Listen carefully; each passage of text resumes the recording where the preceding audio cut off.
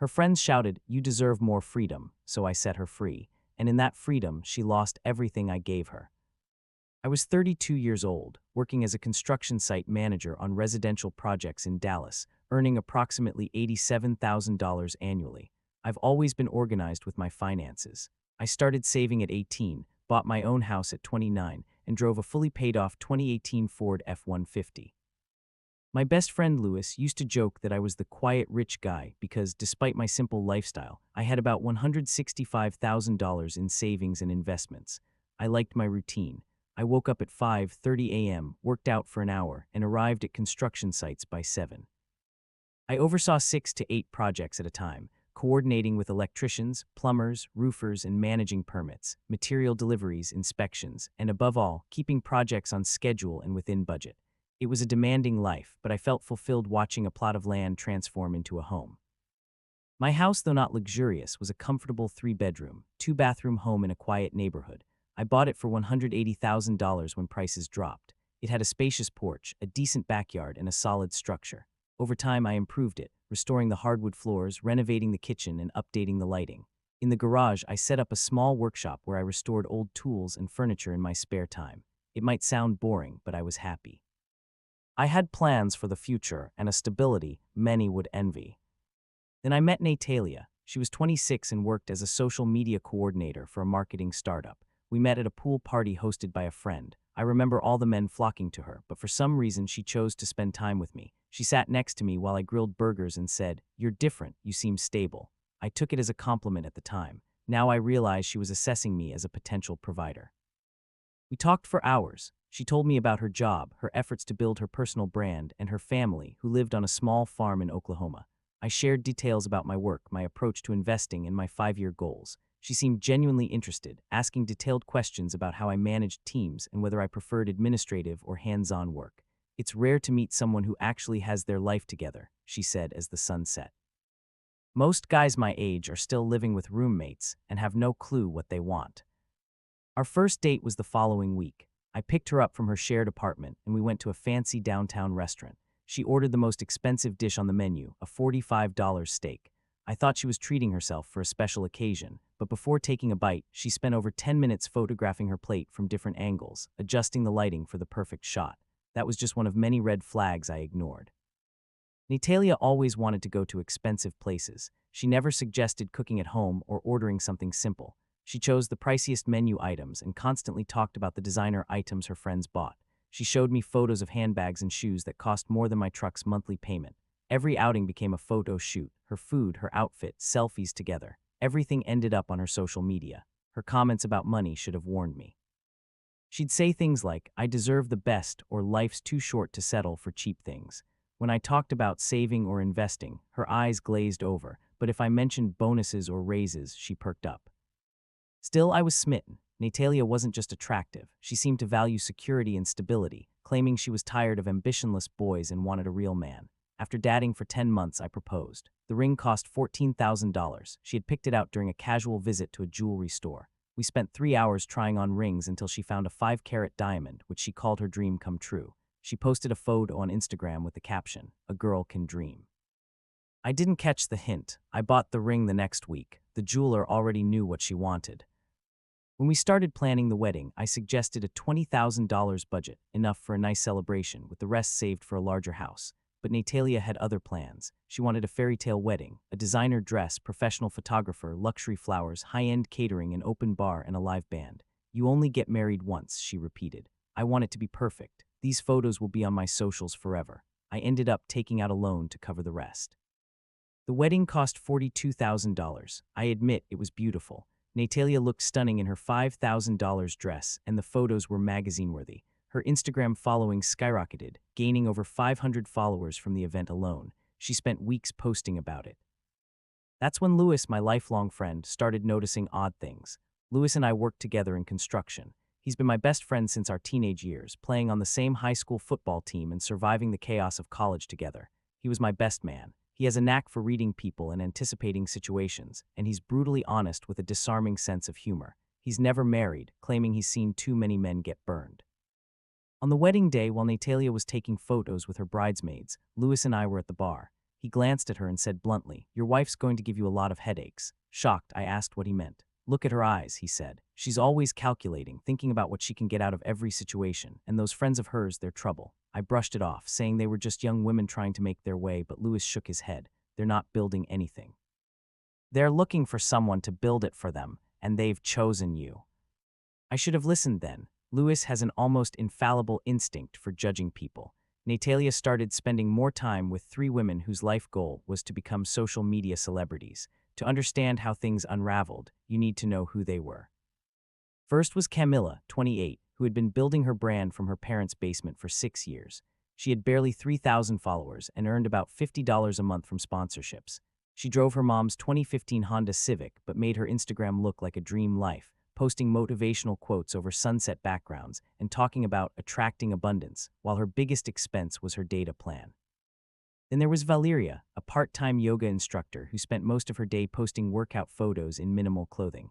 She had around 8,000 followers, mostly men drooling over her posts. She earned about $200 a month from fitness-related sponsorships. Her profile was full of sweaty selfies with captions like, "Don't settle, love yourself as you are." Finally, the ringleader, Renata, 29, had a sizable following of 75,000, selling a life of luxury. Her posts showed dinners at exclusive restaurants, getaways to pricey hotels, and designer bags. But Lewis quickly discovered it was all funded by an older man she dated, a personal sponsor she never showed in photos. She passed herself off as an entrepreneur and lifestyle coach. Twice a week, these 3 invaded my home for what they called content creation sessions. They arrived promptly at 6 p.m. with suitcases full of equipment, ring lights, professional cameras, reflectors, accessories, and piles of clothes. My living room turned into a film set. They moved furniture, set up lighting rigs, and spent hours posing, faking deep conversations, or laughing as if someone had told the world's best joke. I once saw Valeria take 47 photos with the same coffee mug.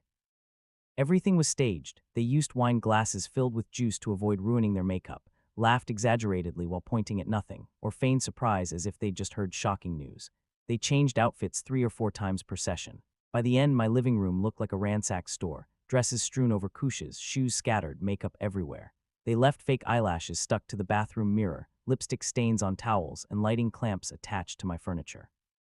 But the worst wasn't the visual chaos, it was the poison they slowly fed Natalia's mind. She started repeating phrases like, "I'm wasting my potential, I should make the most of my best years, and I need to invest in my image."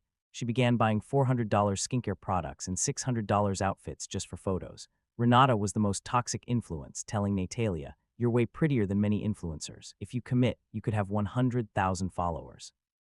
Your looks are your goldmine and you're not tapping into it." Lewis, who sometimes stopped by after work, watched this spectacle with a mix of disbelief and concern. One day he whispered, "Something being planned here. They're not just taking photos, they're grooming your wife for something bigger." I didn't want to believe him, but he was right. Natalia's posts became more provocative: bikini shots, gym selfies, mirror photos, and scant clothing. When I said it made me uncomfortable, she accused me of being insecure and holding her back. "This is how it works," she snapped. "I know my audience. You don't understand digital marketing." Her followers jumped from 1,500 to over 12,000 in a blink. She started getting messages from men, some sending her money through payment platforms just to support her. One month, she earned $600 from exclusive content. When I asked about it, she said, "See, I told you this is a real opportunity. Men are willing to pay good money for this kind of content." About 8 months into her social media obsession, Natalia came to me with what she called a business proposal. It was late February, the night before my birthday. Instead of a quiet evening as a couple, she surprised me with something else. She had prepared a presentation on her laptop, a formal business plan with 12 slides titled Natalia's Personal Brand Growth Plan, complete with a bikini photo of herself as the background. I'm not exaggerating. It included charts showing projected follower growth, income calculations based on milestones, and a detailed list of necessary investments.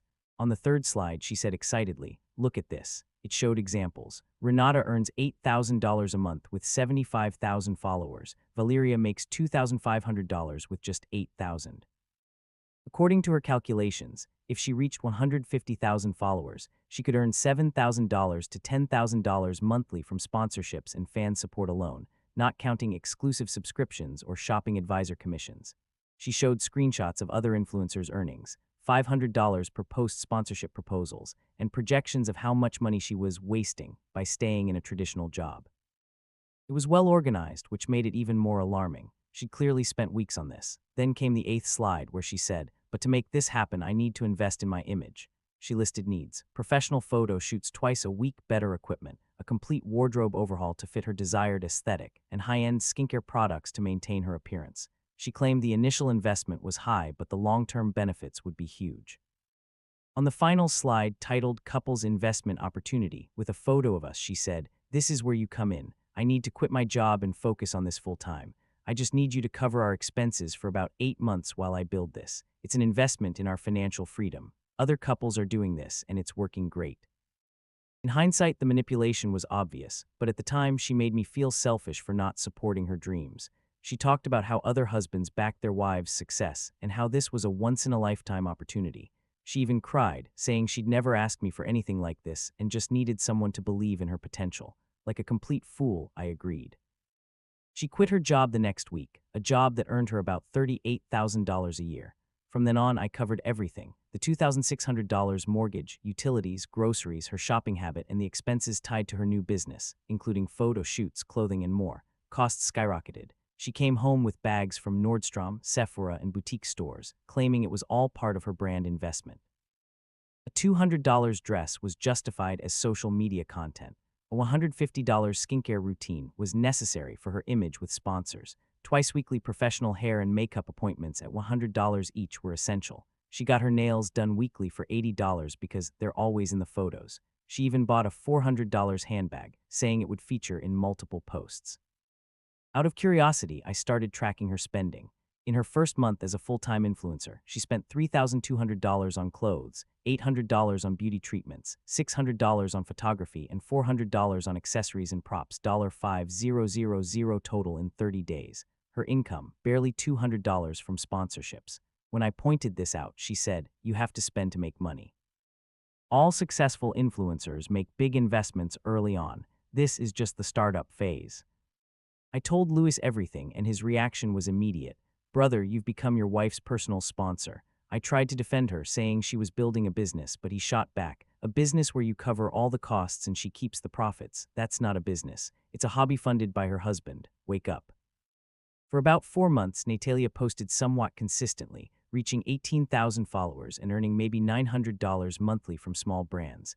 But she soon lost momentum. She slept until 11 a.m., spent 3 hours getting ready, took photos for less than an hour, then went shopping or met her friends. Meanwhile, I worked over 55 hours a week to support us. I'd come home exhausted to a messy house, no food, and her lounging on the couch, editing photos or watching other influencers' content. When I complained, she'd say, "Creating content is mentally exhausting. You don't know the emotional toll. Plus, I'm networking with potential brands." The breaking point came when I discovered she'd spent $1,400 on a single outfit for a supposed collaborative photo shoot. The result: 4 Instagram posts, each costing us $350. Then Renata stepped in with even more dangerous ideas. Fresh from Miami, she bragged on socials about luxury hotels and $300 dinners, clearly funded by her mysterious sponsor. She seemed intent on pulling Natalia into the same lifestyle. I was in the garage working on my truck when I overheard everything through an open window.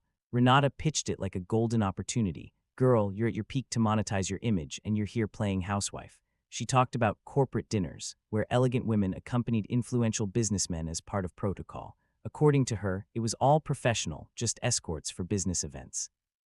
"These men are executives, investors, politicians," she explained, claiming she earned $1,500 just for attending a dinner. Louis, helping with the truck, shook his head and whispered, "Your wife's being recruited for something shady. It starts like this, all appearances, then they push the boundaries." It was a textbook recruitment pitch disguised as luxury and ambition. For nearly an hour, Renata sold Natalia a life of glamour, powerful connections, and easy money.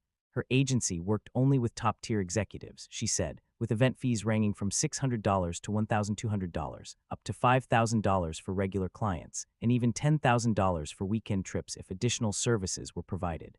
Louis couldn't take it anymore and stormed into the house, slamming the door.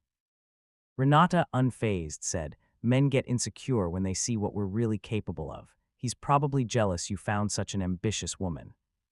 For 3 days, Natalia dropped hints about business dinners and networking events as if they were innocent possibilities. Then one morning at breakfast, she blurted it out, "I want to start working as an escort." I nearly choked on my coffee. You want to go out with other men for money? I asked, stunned. They're not dates, they're professional arrangements. It's part of a networking strategy, she replied casually. That's prostitution, Natalia.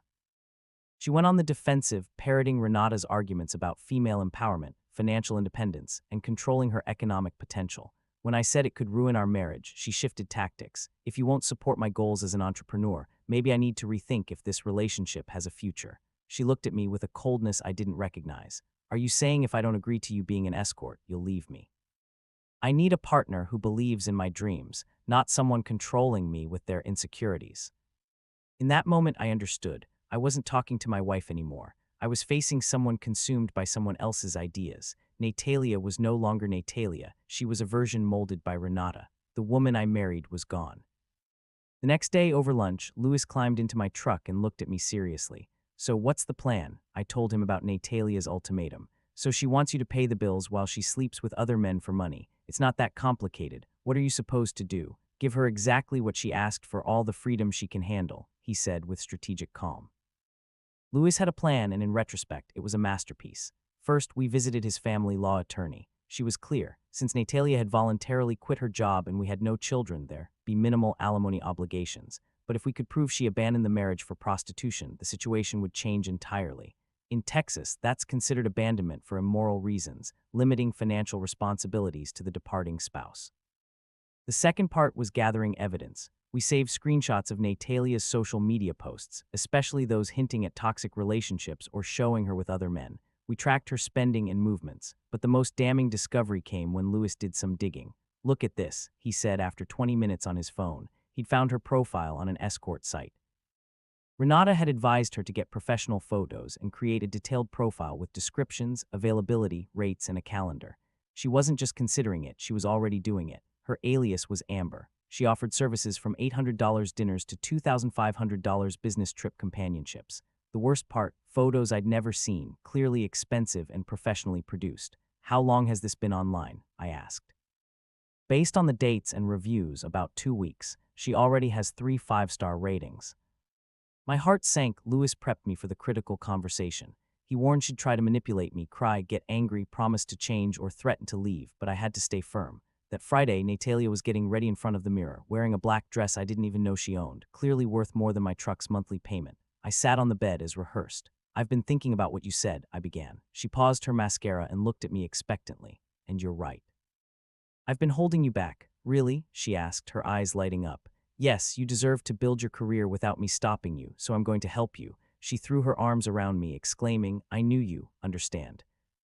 To help you focus completely, I've found a place for you to live, a 1-bedroom apartment downtown, perfect for your meetings. I've paid the deposit and first month's rent. So fast, she said. What about financial support? Well, I said, standing up, I think it's only fair you're fully independent, proving you can succeed without anyone holding you back. Weren't you going to support me while I build my business? You're going to make thousands a week, remember. You don't need me anymore. Then it hit her. Wait, are you saying I'm on my own? Completely free. I'll help you pack tonight. Her face shifted from confusion to anger. You're kicking me out. I'm giving you exactly what you asked for, freedom to grow without me in the way. But I don't want to leave. I want to stay and build my business from here. You can't have both. You're either married or an escort. Choose. Louis's plan worked perfectly. Natalia expected me to fund her while we stayed married. She never thought I'd take her seriously. What followed was poetic justice. I filed for divorce the following Monday, right after she moved out. She was so focused on her new career she didn't see it coming. By the time she received the papers, it was too late. Everything was documented. Her abandonment was clear and legally proven. She got nothing. As I moved on, I watched her supposed success crumble live on social media. The job wasn't as Renata painted it. Within a week, she was complaining on Instagram stories about how tough it was. She'd imagined elegant dinners and easy money but faced unpleasant clients, dangerous situations, and the reality that escort clients often expect more than polite conversation. She lasted 3 weeks, just 3. Her posts went from living my best life, to challenges make me grow, to life is teaching me hard lessons. Honestly, she was never good at it. She was demanding, entitled, and lacked empathy, exactly what doesn't work in that business. She posted cryptic captions like, some people don't understand this is a professional service with clear boundaries, or you have to learn to spot red flags in professional relationships. Her tone shifted from glamour to disillusionment. She burned through her savings in 6 weeks. Her $1,800 monthly rent was barely covered by the $2,000 she made when she could stomach a booking. Her followers dropped from 32,000 to 15,000 because she couldn't afford professional photographers anymore. And Renata, she vanished. Her sponsor found someone younger, and she lost her luxury lifestyle, posting about new beginnings and personal growth. The friend group fell apart without its leader. Camilla moved back with her parents, and Valeria increased her yoga classes, abandoning their joint content creation. Occasionally, Louis and I checked Natalia's Instagram out of curiosity. She went from flaunting a lavish lifestyle to posting about her personal healing journey. By the 4th month, she was sharing reflections on toxic relationships and recovering from emotional manipulation. In her new narrative, I was the villain. The divorce was finalized in the 7th month. She got nothing but her personal belongings and about $18,000 in credit card debt she'd racked up herself.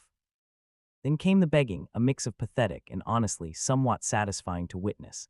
It started with texts shortly after the papers were signed. I made a huge mistake. I miss our life. I was influenced by bad people. Can we talk, please? As her financial situation worsened, her messages grew desperate. I never appreciated what I had. They filled my head with lies. I just want to come home.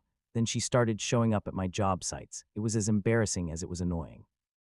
The first time I was meeting a client to discuss custom house plans, she parked in front of the site and got out, looking gaunt, visibly thinner with dark circles, wearing clothes I'd never seen, likely from a discount store. When she started using others as intermediaries, I knew she'd hit rock bottom. One afternoon, she cornered Louis at a gas station while he filled his truck. Sobbing, she grabbed his arm and said, "Please, you have to convince him to listen. I know I messed up, but I can fix it. I just need one more chance." Louis's response was as sharp as it was comforting to me. "Ma'am, you left a good man for a fantasy. That's something you need to sort out on your own, not him." She persisted. "I've learned my lesson. I made mistakes. I never should have listened to those women." Louis pulled away and said, "You didn't make mistakes. You made choices. You chose to trust strangers over your husband. You chose to sell your body instead of nurturing your relationship. You chose money over love. Now you're just facing the consequences." And here's the sweetest part, the true revenge. All the money I used to spend on her whims, about $3,000 a month on shopping, dinners, photo shoots, and social media upkeep, I started investing. Instead of funding her Instagram model career, I built a diversified portfolio of index funds and began investing in real estate. By the time the divorce was finalized, I'd earned about $41,000 in returns. The market was favorable, and my construction experience helped me spot undervalued properties. I used that money as a down payment on a 3-bedroom house in a good school district, now generating $950 a month in passive rental income. I also paid off my truck in full and boosted my emergency fund to $50,000. 8 months later, my financial situation is the best it's ever been. My net worth has grown by over $50,000 since Natalia left. I'm on track to become a millionaire before 40, something I'd never have achieved while supporting her lifestyle. Plus, I'm now dating Laura, a 29-year-old 2nd-grade teacher I met through a work colleague. She's everything Natalia wasn't. She thinks my Ford F-150 is practical and sturdy, not embarrassing. We cook together every night and she loves it. She has 347 Instagram followers, posting about her garden, her cat, or an occasional sunset, never her food. When I told her about Natalia's escort stint, she frowned and asked, "Why would anyone want to do that? It sounds dangerous and degrading." She values our quiet life, appreciates my financial discipline, and loves that I restore old tools in my workshop. She often sits with me while reading or grading papers. We spend weekends hiking in state parks, cooking at home, and have started talking about buying a bigger house in a year or two. As for Natalia, I heard through mutual acquaintances that she's 28 now, working at a clothing store in a modest mall, sharing an apartment with 3 people in a sketchy area, and still trying to be an influencer. She's down to about 9,000 followers and posts about finding a good man and building a stable life. Ironic, since she had all that and threw it away. Her escort phase lasted exactly 4 months. Apparently, her demands and unwillingness to fully commit to that work made it unprofitable. Louis heard she quit after a bad experience with an aggressive client, realizing how dangerous that world was. She's tried dating apps but hasn't had much luck, posting about how men only want one thing and how she's tired of games. The irony is overwhelming. She left a loving, supportive relationship to end up in a world where she's just another option, unable to understand why she's treated that way. Last month, she reached out through a mutual friend from the pool party where we met. She asked him to talk to me, saying she was in a tough financial spot and needed help with rent. He called me, saying, "I know this is weird, but Natalia asked me to mention she's struggling and wondered if you'd help just this once." My response was, in my opinion, perfect. I sent him a screenshot of my investment portfolio, now over $220,000, and a photo of the rental property I bought. I told him, Tell Natalia that boring, stable life she criticized is working out pretty well. She made her choice. I wish her luck with her networking career. Since that last attempt through our mutual friend, she hasn't reached out directly. She didn't block me, but she's gone quiet. Her posts continue, each one getting fewer interactions, like she's shouting into an empty corner of the internet. Meanwhile, I'm building something real. I'm not interested in humiliating her or seeking revenge. What I value most is regaining control of my life, my finances, and my peace of mind. Sometimes I think about what could have been, but not with sadness, more as an expensive but necessary lesson.